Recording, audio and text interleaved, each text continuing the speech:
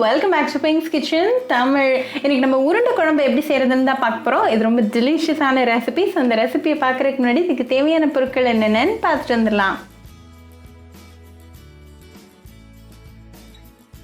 இன்னைக்கு நான் 1 கப் கடலைப்பருப்பை 3 மணி நேரம் தண்ணியில் ஊற வச்சிருக்கேன்.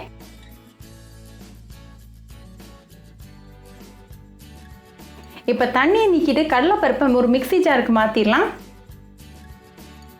இது கூட 2 பூண்டு பல்லு, ஒரு சின்ன துண்டு இஞ்சி, 6 காஞ்ச மிளகாய், அப்புறமா 1/2 டீஸ்பூன் சோம்பு சேர்த்துருங்க. இதை நல்லா கோர்ஸாக கிரைண்ட் பண்ணி எடுத்துகிட்டு வந்துடலாம். இப்போ நம்ம அரைச்ச மிக்சரை ஒரு மிக்சிங் பவுலுக்கு மாற்றிடலாம். இது கூட ஒரு வெங்காயம் நல்லா சாப் பண்ணி சேர்த்துக்கோங்க. கூடவே கொஞ்சமாக கருவேப்பிலை, அப்புறமா 1/2 டீஸ்பூன் உப்பு சேர்த்துட்டு நல்லா கலந்து விட்டுருங்க.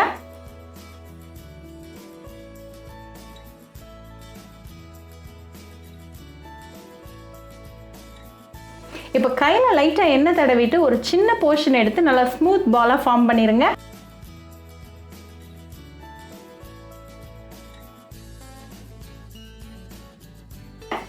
இதே மாதிரி எல்லாத்தையும் உருண்டை பிடிச்சி ரெடியாக எடுத்து வச்சுக்கோங்க. ஒரு பேனை சூடு பண்ணிடுங்க. அதில் 1 டேபிள் ஸ்பூன் எண்ணெய் சேர்த்துருங்க. எண்ணெய் நல்லா சூடானதும் ஒரு 1/4 டீஸ்பூன் அளவுக்கு ஜீரகம் சேர்த்துக்கோங்க. ஜீரகம் நல்லா பொரிஞ்சதும் ஒரு வெங்காயத்தை நல்லா பொடுசாக கட் பண்ணி சேர்த்துக்கோங்க. கொஞ்சமாக கருவேப்பிலை, அப்புறமா ஒரு பச்சை மிளகாய் சேர்த்துட்டு நல்லா கலந்து விட்டுருங்க.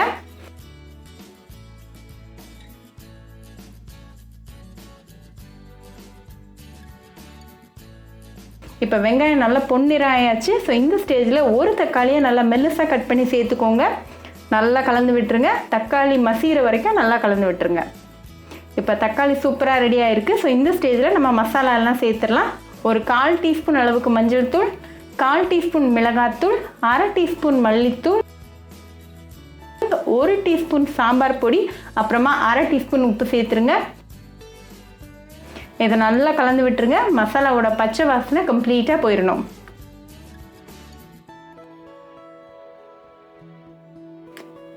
இப்போ மசாலாவோட பச்சை வாசனை கம்ப்ளீட்டாக போயாச்சு. ஸோ இந்த ஸ்டேஜில் ஒரு 1/2 கப் அளவுக்கு புளி தண்ணி சேர்த்துக்கோங்க.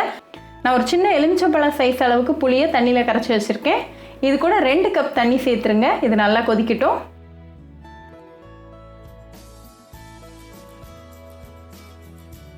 இப்போ நல்லா கொதிச்சிட்டு இருக்கு. ஸோ இந்த ஸ்டேஜில் நம்ம உருண்டைகளை உள்ளே சேர்த்துடலாம்.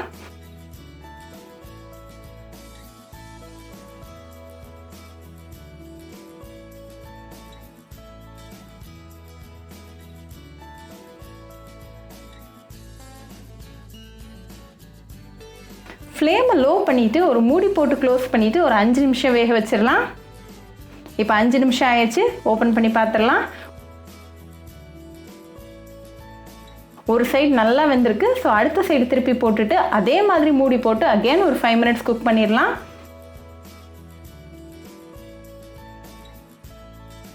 இப்போ அகெயின் 5 மினிட்ஸ் ஆயாச்சு. ஸோ ஓப்பன் பண்ணி பார்க்கலாம். நம்ம உருண்டைகள்லாம் சூப்பராக வெந்திருக்கு. அகெயின் ஒரு 2 மினிட்ஸ் நம்ம கிரேவியோட கன்சிஸ்டன்சி அட்ஜஸ்ட் பண்ணுறதுக்காக குக் பண்ணலாம்.